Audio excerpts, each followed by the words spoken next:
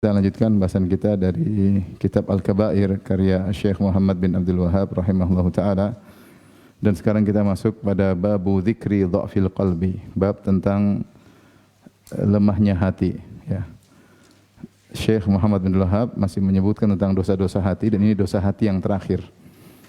Yang sebelumnya beliau sudah sebutkan tentang qaswatul qalb, kerasnya hati. Dan pada kesempatan ini beliau akan menyebutkan tentang dha'ful qalb, tentang lemahnya hati. Yang lemahnya hati tentunya disebabkan karena lemahnya iman. Dan lemahnya hati tersebut menyebabkan seseorang terjerumus dalam dosa-dosa yang banyak, seperti menjadi penakut, kemudian tidak kuat berhadapan dengan ujian, tidak juga kuat dihadapkan dengan maksiat sehingga akhirnya menerjang maksiat tersebut. Semuanya disebabkan karena lemahnya hati. Oleh karenanya lemahnya hati ini menyebabkan penyakit-penyakit yang lain, menyebabkan maksiat-maksiat yang lainnya. Di sini Syekh Muhammad bin Wahhab menyebutkan dalil-dalil yang menunjukkan akan hal tersebut.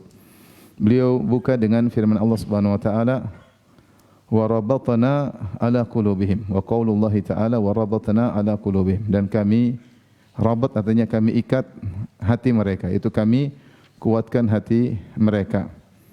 Ayat ini terkait dengan surat Al-Kahfi, kisah tentang 7 pemuda, ya, yang disebutkan oleh para ahli tafsir, di antaranya Ibnu Katsir. Mereka adalah para pemuda dari zaman sebelumnya. Khilaf di antara para ulama apakah mereka dari setelah zaman Nabi Isa atau sebelum Nabi Isa. Ibnu Katsir merajihkan mereka adalah kaum sebelum Nabi Isa, yaitu termasuk dari Bani Israel sebelum Nabi Isa. Karena orang-orang Yahudi perhatian dengan kabar mereka, ya.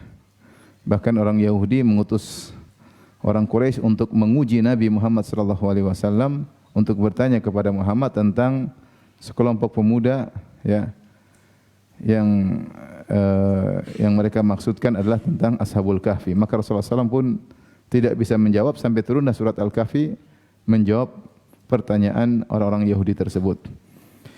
Dan mereka tinggal disebutkan di satu zaman Raja Romawi namanya Daqianus. Di zaman itu orang-orang melakukan kesyirikan. Kemudian dari seluruh negeri tersebut ada beberapa pemuda yang asalnya mereka tidak saling mengenal. Mereka ini ada di antara mereka anak-anak menteri, ada di antara mereka anak-anak pejabat, anak-anak anggota kerajaan, anak-anak orang kaya, 7 orang tersebut. Sampai satu hari kaumnya melakukan acara kesyirikan, perayaan kesyirikan, maka satu persatu dari mereka menjauhkan diri. Kemudian ada yang satu bersandar di bawah sebuah pohon, satu lagi nyusul, satu lagi nyusul. Sampai ternyata mereka kumpul 7 orang. Akhirnya mereka saling bertanya. Dan akhirnya ternyata mereka sepakat tidak setuju dengan kesyirikan yang dilakukan oleh kaum mereka. Oleh karenanya Rasulullah SAW bersabda, al-arwahu junudun mujannadah. Al-arwahu junudun mujannadah, bahwasanya ruh-ruh itu diciptakan oleh Allah berkelompok-kelompok. Fama ta'arafa minha talaf, wa ma tanakara minha ikhtalaf. Kalau mereka saling mengenal maka mereka cocok, kalau tidak cocok mereka akan berpisah.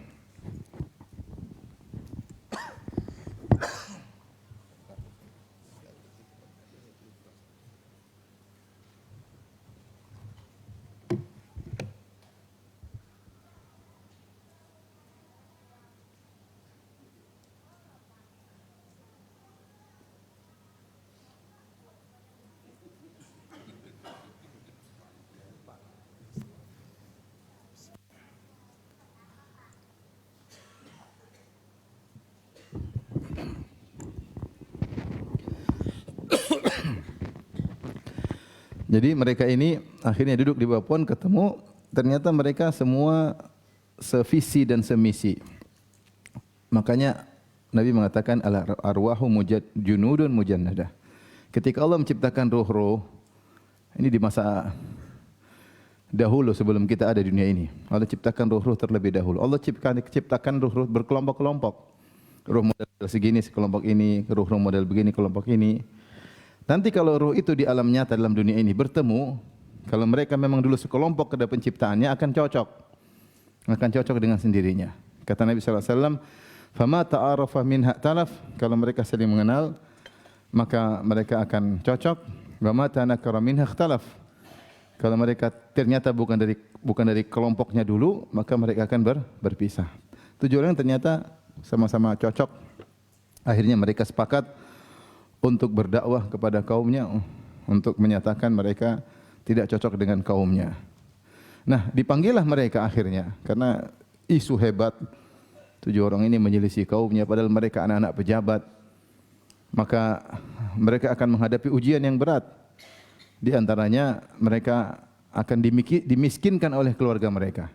Dimiskinkan oleh keluarga mereka.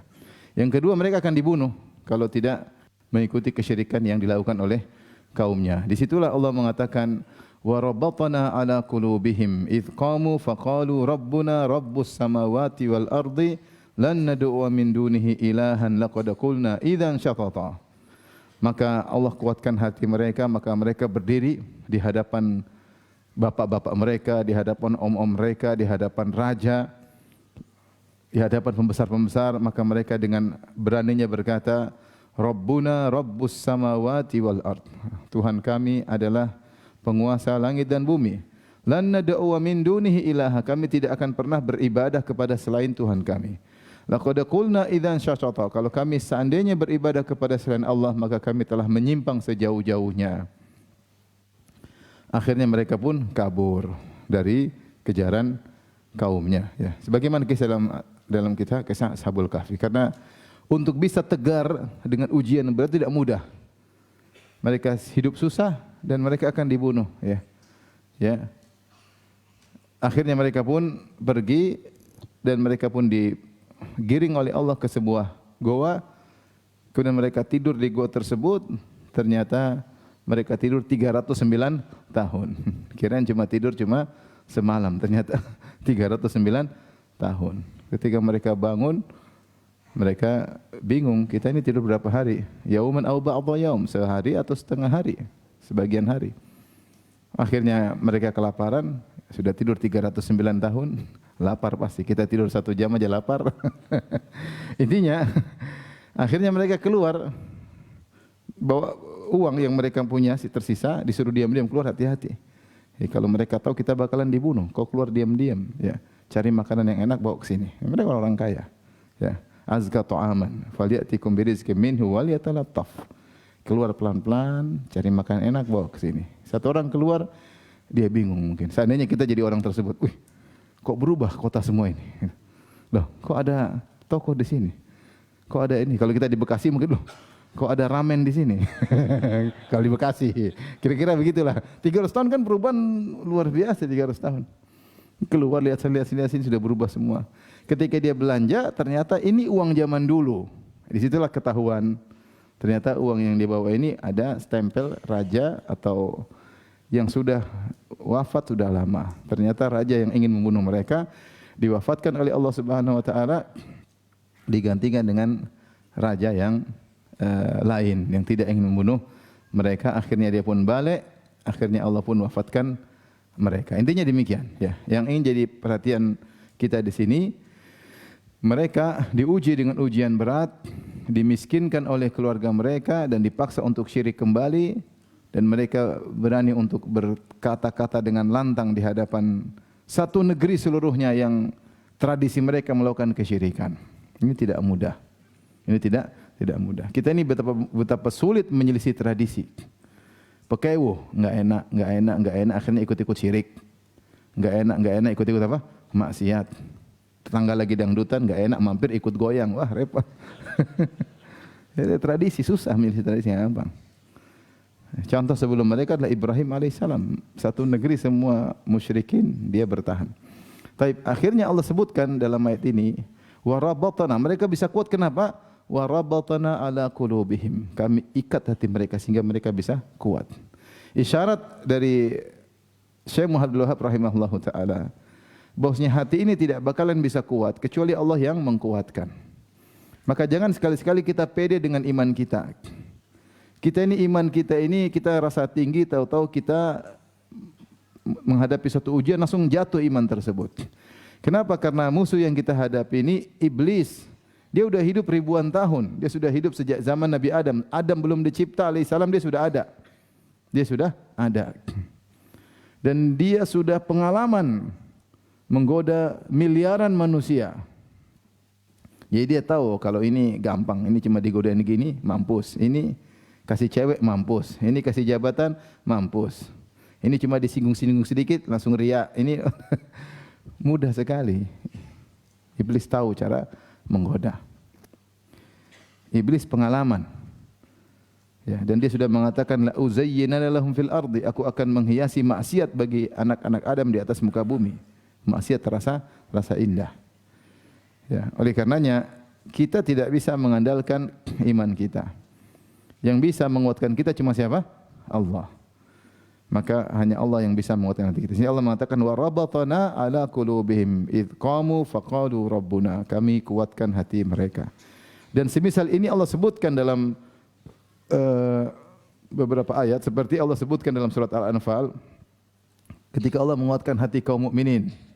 Idh yughashikumun nu'asa amanatan minhu, idh yughashikumun nu'asa amanatan min wa yunazzila 'alaikum minas sama'i ma'an liyutahhirakum bih wa yudhhiba 'ankum rijzas syaitani wa liyarbita 'ala qulubikum wa yuthabbita bihil aqdam. Idh yuhi rabbuka, dan seterusnya. Jadi ketika perang Badar, kaum muslimin jumlahnya cuma sedikit, 315. Abu Jahal CS 1000 orang. Kemudian ketika mereka menjelang peperangan, sebagian sahabat junub, sementara tidak ada air. Datanglah syaitan, ini saatnya menggoda. Was-was, bikin was-was. Kalau kalian benar, masa junub enggak ada air, gitu. Dibuat apa? Was-was. Maka Allah turunkan hujan. Allah turunkan hujan karena syaitan menggoda. Syaitan itu tahu titik mana kelemahan kita. Saya sering sampaikan hal ini. Ketika Allah janjikan Adam, Allah mengatakan dalam Al-Quran, ya, innalaka alla taju'a fiha wa la ta'ra wa annaka la tadhma'u fiha wa la tadha. Wahai Adam, kau di surga kau tidak akan lapar, kau tidak akan haus, kau tidak akan telanjang, kau tidak akan kepanasan. Nikmat semuanya. Tidak lapar, tidak haus, tidak telanjang, tidak kepanasan. Kemudian tapi Allah tidak bilang kau akan abadi. Disinilah celah yang dilihat oleh iblis. Maka iblis pun ketika goda Adam untuk makan buah yang dilarang, iblis namakan dengan pohon keabadian. Yang bikin nama iblis. Hal adulluka ala syajaratil khuldi wa mulki la yabla. Wahai Adam, maukah aku tunjukkan kepada engkau pohon keabadian dan kerajaan yang abadi, yang tidak akan sirna. Maksudnya, kau kan sudah enak di surga. Kan kau ingin selama-lamanya. Nah, kalau ingin selama-lamanya, makan ini. Karena inilah poin yang Allah tidak sebutkan, maka dia goda dari sisi ini. Akhirnya Adam tergoda dan akhirnya makan, ternyata tidak abadi, malah turun ke bumi, malah kemudian meninggal di atas muka bumi. Jadi maksud saya, iblis itu tahu mana poin-poin yang letak sisi kelemahan manusia. Ya, kita tidak, kadang manusia lupa, tetapi iblis bisa melihat blind spot. Dia bisa lihat. Karena dia pengalaman. Oleh karenanya, ketika para sahabat lagi perang Badar, tahu-tahu dalam kondisi junub, datang iblis was-was, rijzas syaitan. Bagaimana mau menang sementara mau salat aja enggak bisa dalam kondisi junub? Maka Allah turunkan hujan. Kata Allah, liyutahhirakum bih wa yudhhiba ankum rijzas syaitan, agar menghilangkan was-was syaitan dari kalian, wa liyarbita ala qulubikum, dan agar menguatkan hati apa? Kalian. Wa yuthabbita bihil aqdam, dan hujan tersebut membuat kaki kalian kokoh karena hujannya nitik sehingga tanah yang tadinya sulit dipijaki jadi mudah untuk dipijaki. Dan Allah turunkan rasa ngantuk kepada mereka sehingga mereka dalam kondisi takut musuh begitu banyak menjadi tenang karena ngantuk. Orang kan kalau takut enggak bisa tidur ya. Allah bikin mereka ngantuk biar tidur. Subhanallah. Jadi intinya dalam peristiwa perang Badar, Allah kokohkan hati kaum muslimin karena kondisi lagi genting, 315 bawa lawan 1000. Sementara 315 ini selain jumlahnya sedikit, peralatan juga terbatas. Karena mereka menyangka akan lawan kafilah dagang Abu Sufyan yang hanya dikawal oleh 40 orang. Ternyata para sahabat salah, yang datang Abu Jahal dengan 1000 pasukan dengan kekuatan penuh. Demikian juga Allah sebutkan semisal ini rabtul qalb, seperti Allah mengatakan fa asbaha fu'adu ummi Musa farigha. Ketika dalam surat Al-Qasas, ketika Musa alaihissalam lahir kemudian diletakkan dalam keranjang kemudian dilepaskan lewat sungai Nil, tahu-tahu diambil oleh keluarga Fir'aun yang ingin membunuh Musa.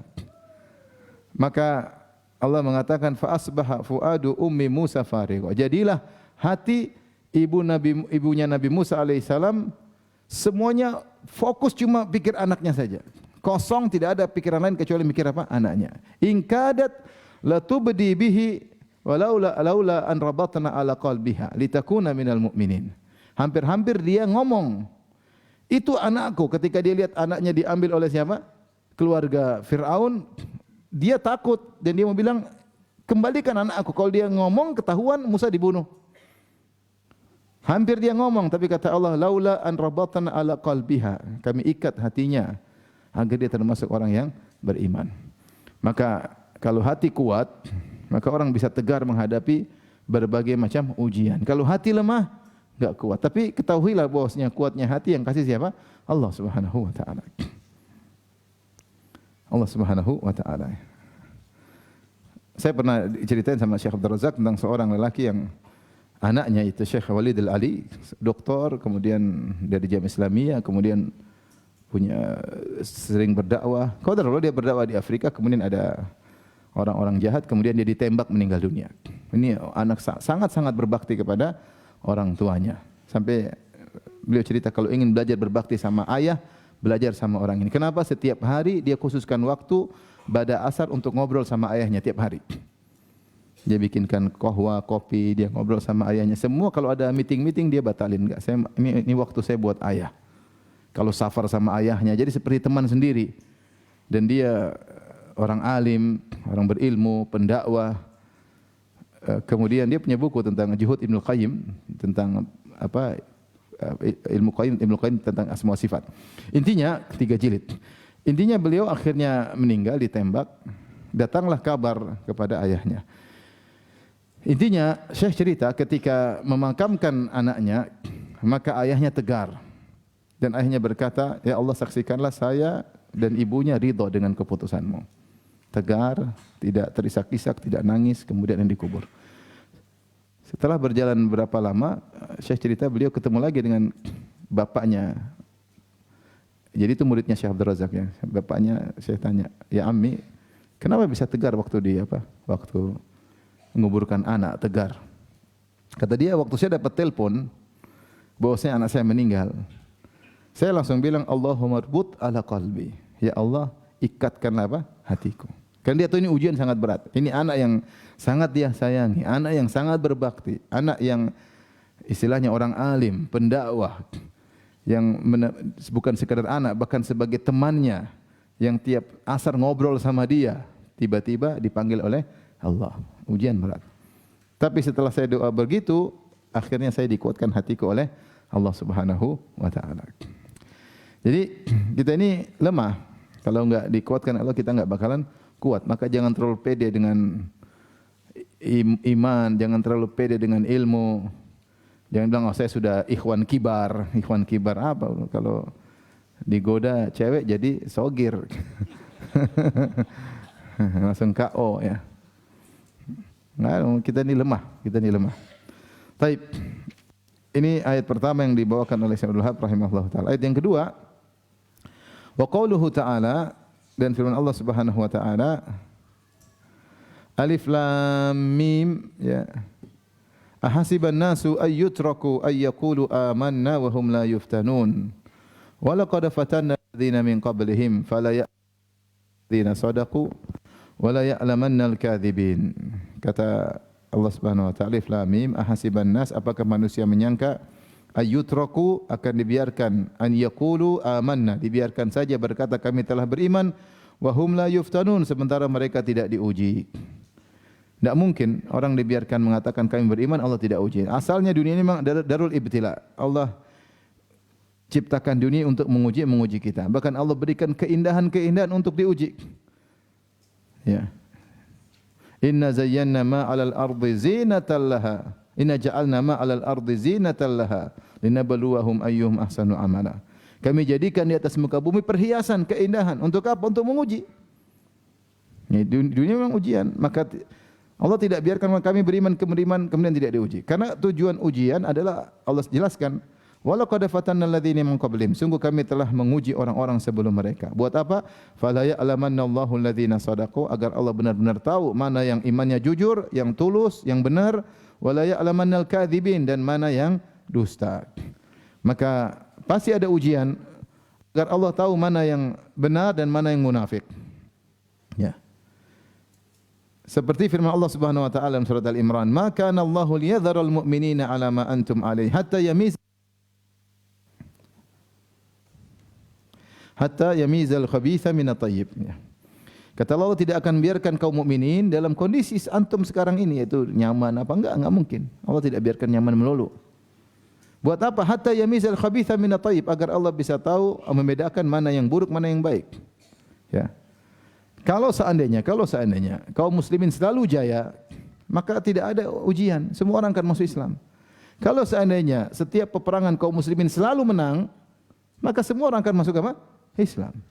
Tapi al-harbu sijal, peperangan itu kadang menang, kadang kalah. Di antara hikmahnya agar ujian tetap terjaga, tetap ada ujian. Tetap ada ujian. Seandainya Nabi menang terus, tidak pernah kalah, mungkin semua orang masuk Islam. Tapi ada ujian, ada ketakutan, ada kemenangan, ada kekalahan, ada yang meninggal, dan seterusnya demikian. Ya. Sehingga ujian tetap ada. Dia bilang, Ustaz, kita orang Islam, kenapa kita enggak kaya? Kalau kamu kaya, semua orang masuk Islam. Kalau semua orang Islam kaya, semua orang masuk Islam. Makanya ada ujian dalam hidup ini, ada ujian. Maka pasti ada ujian. Oleh karenanya kalau tiba ujian, yakinlah dan sadarlah kau sedang diuji oleh Allah Subhanahu wa taala. Sedang diuji, maka tegarlah. Ya. Karenanya di antara ujian yang Allah sebutkan misalnya dalam surat Al-Ahzab. Ya. Ketika datang Al-Ahzab dalam perang Khandaq dengan jumlah 10.000 mengepung kota Madinah, maka tampaklah di situ orang-orang munafik mulai berkomentar. Kata Allah, wa idz yaqulul munafiquna wal ladzina fi qulubihim maradun ma wa'adana Allah wa rasuluhu illa gurura. Maka akhirnya ketahuan, mulailah orang-orang munafik berbicara. Mereka berkata orang munafik yang dan orang-orang dalam hatinya ada penyakit, tidaklah Allah menjanjikan bagi kita dan Rasulullah menjanjikan bagi kita kecuali hanya tipuan aja. Mana menang? Sekarang kita cuma 1.500 orang. Kemudian kaum musyrikin sudah kumpul 10.000. Kita mau kemana lagi?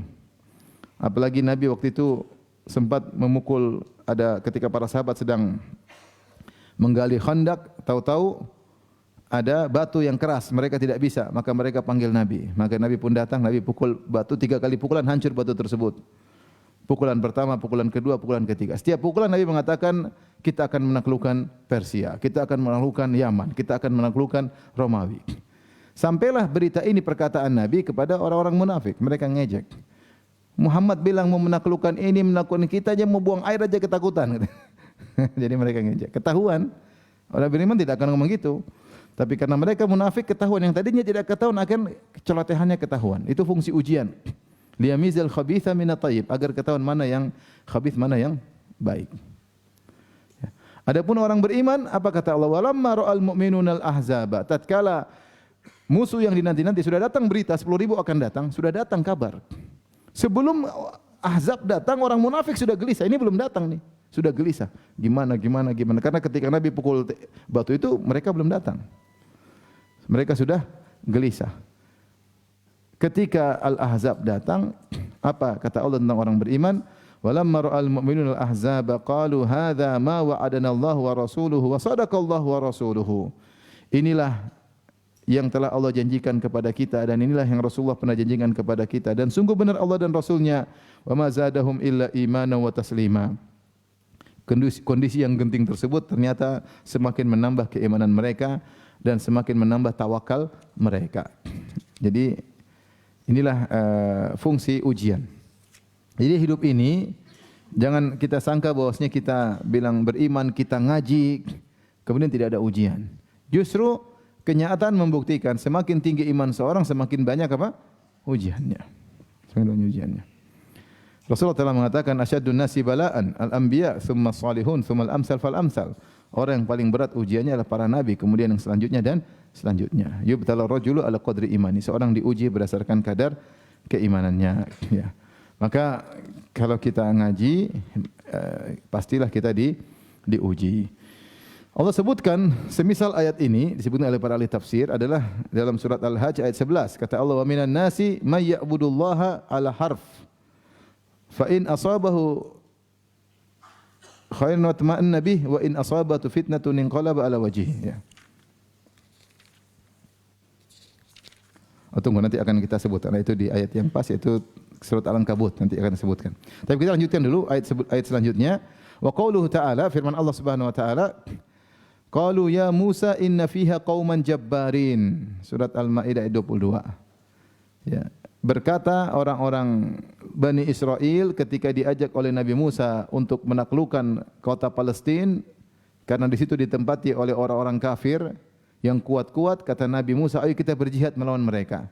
Ternyata mereka tidak mau. Mereka berkata, ya Musa inna fiha qauman jabbarin.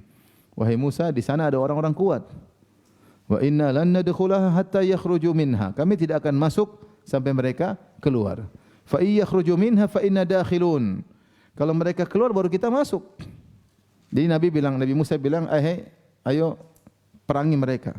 Enggak bisa Musa. Orang-orang kuat musuh kita. Terus bagaimana? Tunggu mereka keluar baru kita masuk. Lah kita ini suruh mereka keluar, enggak, biar mereka keluar sendiri. Ya kapan mau keluar sendiri? Enggak bakalan keluar sendiri. Kalau mereka keluar kita masuk. Lah kita ini suruh mereka keluar. Mereka enggak mau. Sampai mereka mengatakan, ya Musa inna lan nadkhulaha abadan ma damu fiha. Selama-lamanya kami tidak akan masuk selama mereka masih di situ. Fadhhab anta wa rabbuka faqatila inna hahuna qa'idun. Pergilah engkau dan Tuhanmu perang, kita nunggu hasilnya di sini. Sudah kau sama Allah aja yang perang, kita nunggu di sini. Kurang ajar sekali mereka ini. Di sini Syekh Muhammad Abdul Wahab ingin menjelaskan bahwasanya mereka ini kenapa takut, karena lemahnya hati. Karena lemahnya hati. Tadi saya jelaskan di awal pengajian, lemahnya hati menyebabkan timbul penyakit macam-macam. Di antaranya menjadi penyakit penakut, seperti yang dialami oleh Bani Israel bersama Nabi Musa alaihissalam. Padahal sudah dijanjikan pasti menang. Ya. Ya. Udkhulu alaihimul bab. Udkhulu alaihimul bab fa idza dakhaltumuhu fa innakum ghalibun. Tinggal masuk aja, kalau masuk pasti menang. Wa 'alallahi fatawakkal, bertawakallah kepada Allah, tapi mereka tetap tidak mau. Padahal bersama mereka Nabi Musa dan sudah dijanjikan pasti menang. Namun karena takut, hati yang lemah, akhirnya mereka bilang, Musa kau perang sendiri, kami nunggu di sini. Berbeda ketika Nabi akan perang Badar. Ketika Nabi akan perang Badar dan sahabat sudah tahu musuh mereka jumlahnya banyak, maka Rasulullah SAW berbicara dengan para sahabat. Rasulullah diskusi sama mereka, ingin lihat keseriusan mereka. Ya. Terutama kaum Ansar, karena Nabi ketika berhijrah, perjanjian antara Nabi dengan kaum Ansar, Nabi dibela kalau dalam kota Madinah. Kalau dalam kota Madinah. Sekarang Nabi keluar ke Badar. Ya, intinya Nabi diskusi dengan mereka sampai di antara para sahabat ada yang namanya Al-Miqdad. Dia mengatakan, "Absyir ya Rasulullah. Wallahi la naqulu laka kama qalat Banu Israil li Musa." Tenanglah wahai Rasulullah, bergembiralah. Kami tidak akan bicara seperti apa yang diucapkan oleh kaum Nabi Musa kepada Musa. Idhab anta wa rabbuka faqatila innaha huna qa'idun. Pergilah engkau dan Tuhanmu perang, kami nunggu sini. Kami enggak bakalan demikian. Ya, kemudian berkata, "Walakin walladzi ba'atsaka bil haqq lanuqatilanna baina yadaik." Tapi demi Allah kami akan berperang di hadapan engkau, di samping kananmu, samping kirimu, dari belakangmu sampai Allah memenangkanmu. Kami tidak akan meninggalkan engkau. Ya, bagaimana kuatnya apa? Kuatnya hati para sahabat.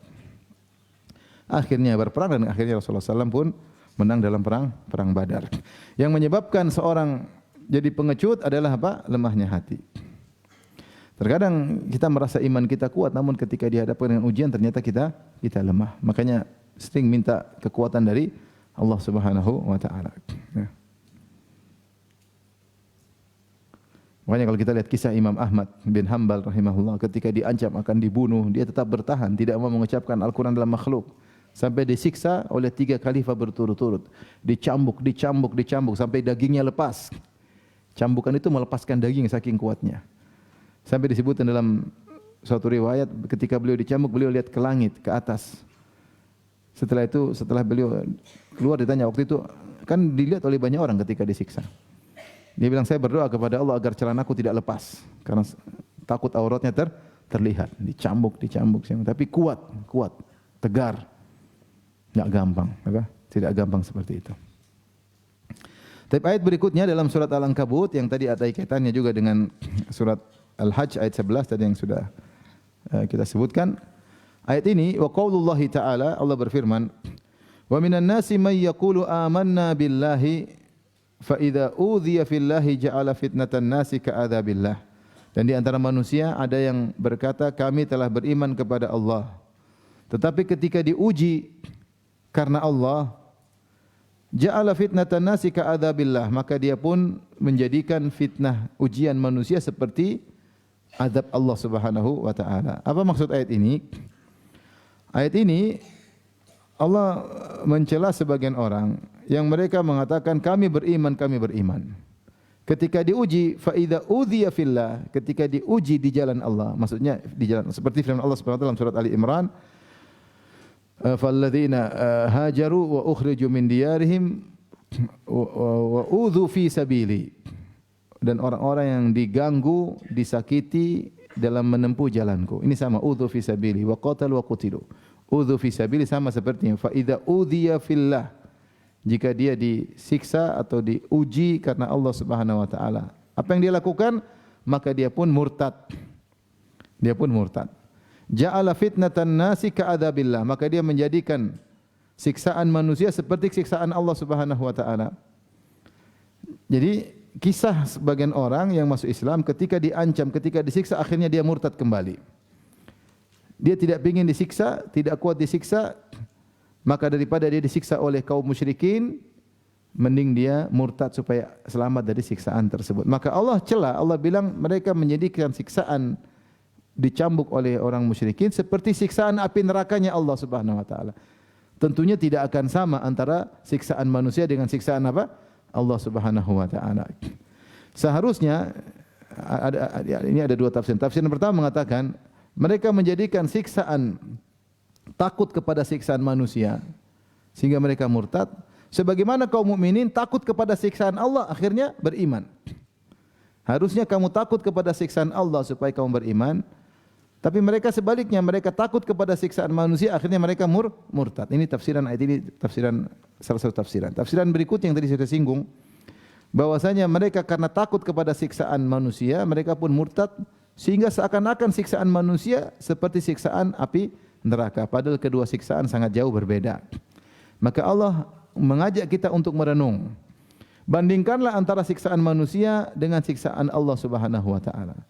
Siksaan manusia sekuat-kuat apanya, sengeri-ngeri apanya tidak akan sama dengan siksaan Allah Subhanahu wa taala. Makanya Allah berkata, "Fa yauma idzil la yu'adzibu 'adzabahu ahad." Maka pada hari tersebut, hari kiamat, tidak ada yang bisa mengadab seperti adabnya Allah. Wala yuthiqu wathaqahu ahad. Tidak ada yang bisa membelenggu seperti belenggunya Allah. Orang berinovasi dalam menyiksa manusia tidak akan sama dengan siksaan Allah pada hari kiamat kelak.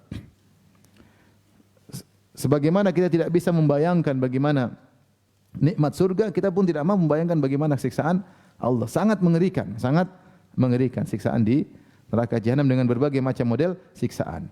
Jadi tingkatan level siksaan tentu berbeda. Yang kedua perbedaannya, siksaan manusia hanya sebentar. Entah kau nanti akan selamat atau kau bakalan mati sebentar. Apapun ujungmu, kesudahannya, apakah kau akan selamat, lolos dari ujian tersebut, ataukah kau akan mati, maka cuma apa? Sebentar. Tapi siksaan di neraka lama. Kalau kafir abadi selama-lamanya. Kalau kafir maka akan abadi selama-lamanya. Ya. Oleh karenanya jangan menyamakan antara siksaan manusia dan siksaan Allah. Bahkan disebutkan oleh Ar-Razi dalam tafsirnya, dia mengatakan kalau siksaan pun siksaan duniawi, kalau kemudian akhirnya kau lolos, pada hakikatnya lolosmu dari siksaan tersebutlah kenikmatan. Ya, seorang dihadapi ujian kemudian akhirnya dia lolos itu kenikmatan. Kenikmatan. Ya. Tetapi kalau di neraka tidak ada lolos-lolos selama-lamanya. Makanya sebagian salaf ketika ingin melakukan maksiat maka dia bakar jari-jarinya di lilin, di lampu. Dia tidak kuat. Gimana kalau masuk tubuh dalam nerakanya? Api dunia aja enggak mampu. Maka kalau seorang misalnya dalam hidup ini diuji, jangan harus tegar, kuatkan hati. Kuatkan. Kalau dia takut dengan siksaan manusia, ingat siksaan Allah. Ingat siksaan Allah. Karena sebagian orang karena takut siksaan manusia, cercaan manusia, akhirnya dia meninggalkan sunnah, meninggalkan agama, meninggalkan prinsipnya, meninggalkan akidahnya. Rasulullah SAW bersabda, "Manil tamasa ridwan nas bi sakhatillah, sakhatallahu alaihi." Siapa yang mencari keridhaan manusia dengan kemurkaan Allah, maka Allah akan murka kepadanya. Sebagian orang seperti itu.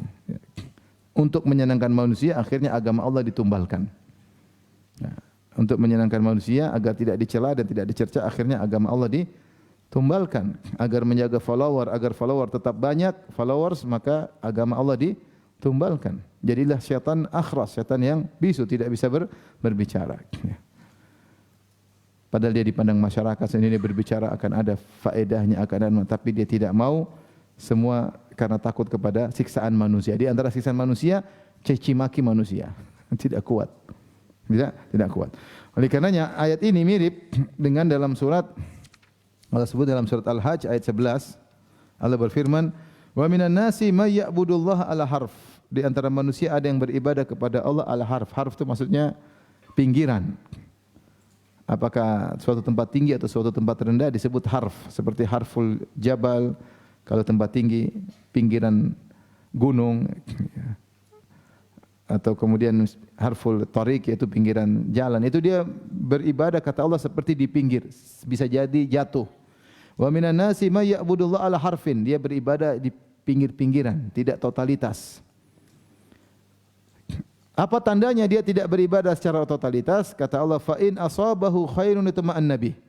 Kalau dia diberi kebaikan, dia nyaman.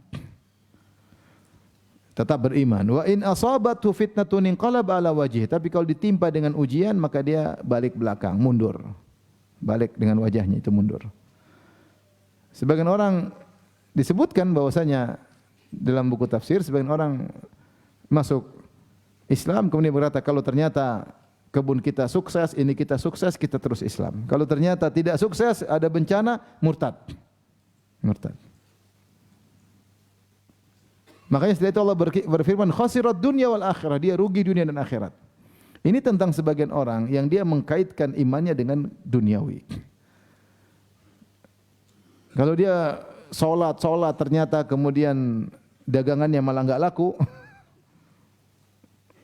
Dia keluar dari riba, ternyata dia semakin terpuruk, balik lagi ke riba. Dia tidak totalitas, bukan karena Allah.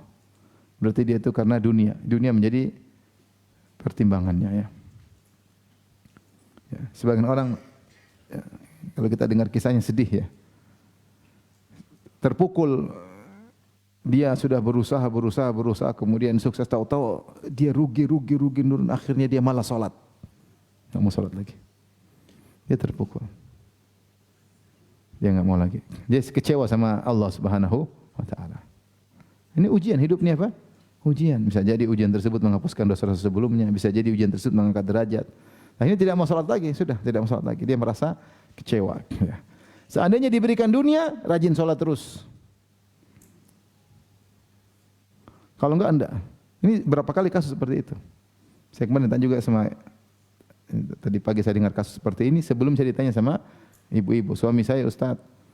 Ya. Ketika saya tegur, dia sudah mulai malas ini, malas anu. Ah, udah ngapain ngaji-ngaji, enggak usah. Teman-teman saya enggak ngaji pada sukses semua katanya. Dia enggak mau ngaji karena kalau ngaji diuji, dia enggak pengen diuji. ini berat, tapi ini kenyataan terjadi. Benar-benar jatuh. Dan ini pernah juga waktu musim pandemi, saya ditanya, Ustaz, suami saya sekarang futur, benar-benar dia kecewa ketika pandemi, usaha dia hancur, udah enggak mau ngaji lagi. Ini yang Allah sebutkan dalam ayat. Wa minan nasi may ya'budullah ala harf. Di antara manusia ada yang hanya beribadah kepada Allah di pinggiran saja. Fa in asabahu khairun tuma'an nabi. Kalau dapat kenikmatan, ngaji terus. Oh, semangat. Wa in asabatu fitnatun inqalaba ala wajhi. Tapi kalau ditimpa dengan musibah, dia berbalik. Kata Allah, khasirat dunia wal akhirat. Akhirnya rugi dunia akhirat. Dunia dia tidak dapat, akhirat tidak dapat. Seandainya dia bersabar, dunia dia tidak dapat, akhirat dapat setinggi-tingginya. Tapi karena dia tidak sabar, dunia tidak dia dapatkan, akhirat pun tidak dia dapatkan, sehingga kata Allah, khasirat dunia wal akhirah. Rugi dunia dan akhirat. Orang macam-macam ya. Manusia itu macam-macam. Ada yang kalau dikasih musibah dekat sama Allah, ada. Dikasih utang banyak tiap malam salat malam. Utang kalau lunas ya Allah, nangis ya Allah, ya nangis. Utangnya lunas enggak salat malam lagi. Ada enggak seperti gitu? Ada.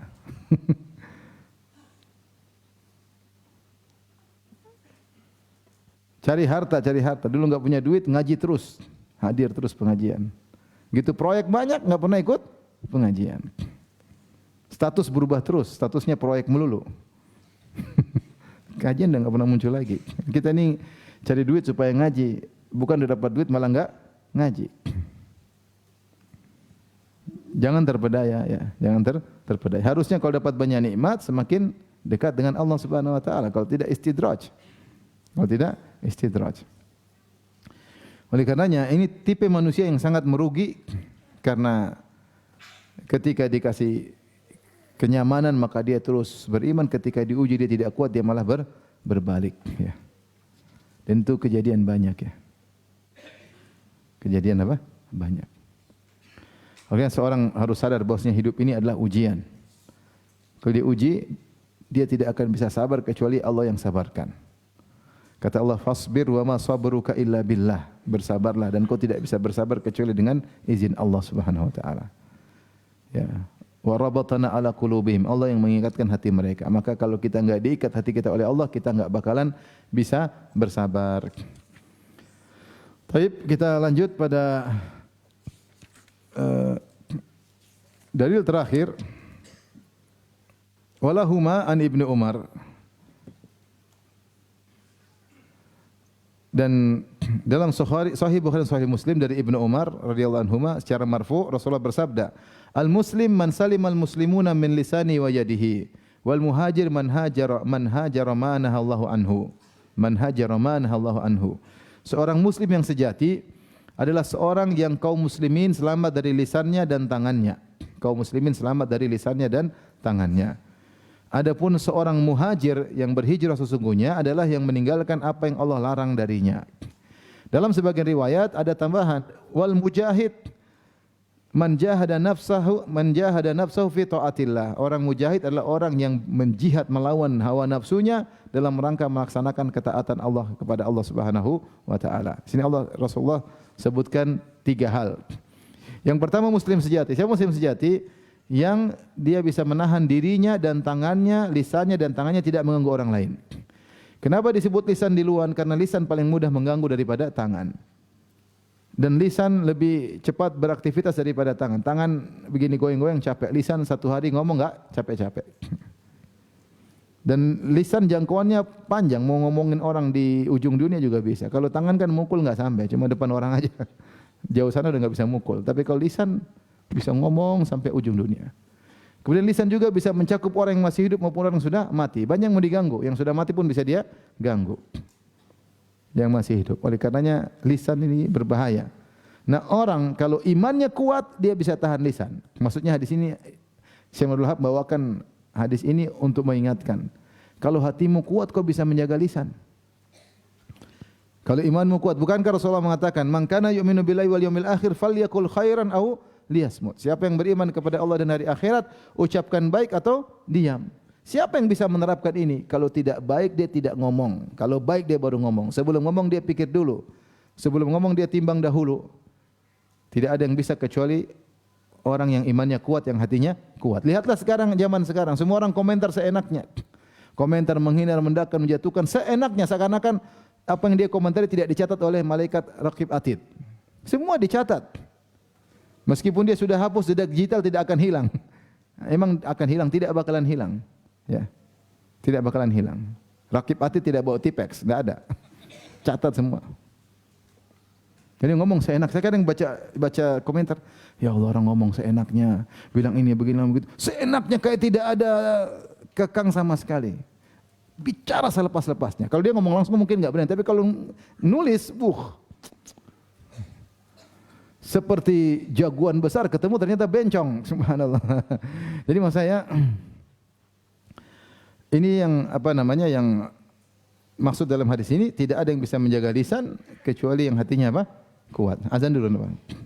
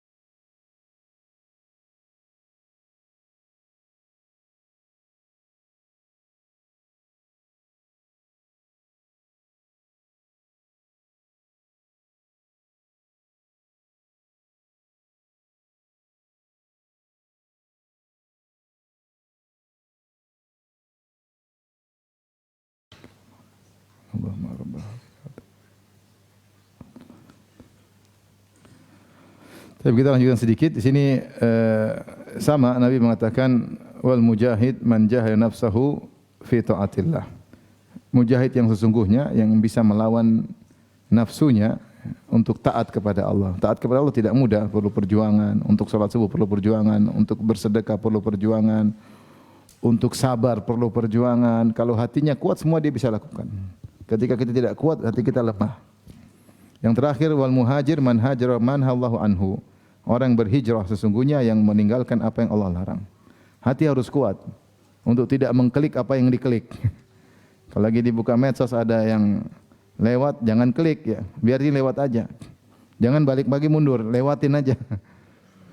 Karena kalau diklik selesai maksiat. Tidak terasa 15 menit, setengah jam, 1 jam, nonton film selesai. Habis waktu, habis umur, iman semakin lemah, semakin tidak kuat, hati semakin tidak kuat. Harus punya hati yang kuat, enggak. Ya. Minta sama Allah Subhanahu wa taala agar hati kuat, karena orang yang sungguhnya yang hatinya kuat adalah yang bisa meninggalkan apa yang Allah larang, ya. Ini saja yang bisa saya sampaikan terkait dengan dosa besar lemahnya hati. Selanjutnya ada kuis yang bisa jawab akan dikasih hadiah. Ini uang enggak ada amplopnya, kebuka duitnya. Qadarullah, ya. Ya. Sebelumnya ini banyak pertanyaan, saya baca banyak pertanyaan menyedihkan. Ini perlu dijawab sebenarnya, tapi ya waktu tidak ada. Saya harap antum tanya kepada ustaz-ustaz yang lain. Di sini ada banyak ustaz. Ada Ustaz Isam, ada Ustaz Musa, ada Ustaz Rizal Juliar, ada Ustaz Abu Fairuz, ada Ustaz Ayatullah, banyak ustaz-ustaz. Antum hadiri kajian mereka, sempatkan waktu untuk tanya, ya. Kalau saya habis kajian saya langsung kabur, ya. Karena saya ada acara lagi selanjutnya. Antum penting harus konsultasi sama mereka. Ini pertanyaan saya enggak bisa jawab, ya. Antum tanya sama mereka, ya. Tidak mesti sama saya, masih banyak yang bisa ditanya, ya.